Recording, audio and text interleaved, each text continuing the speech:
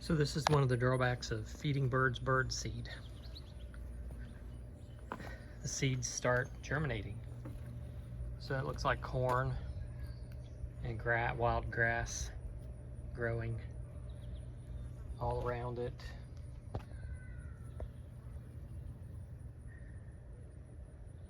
Yeah, so the mulch will have to be replaced because it's going to be full of weeds and roots.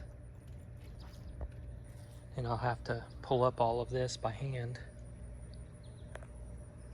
There's corn down there.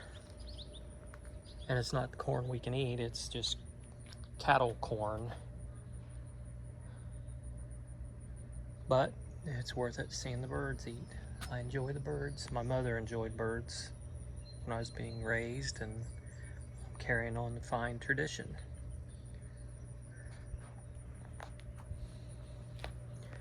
And she liked flowers too.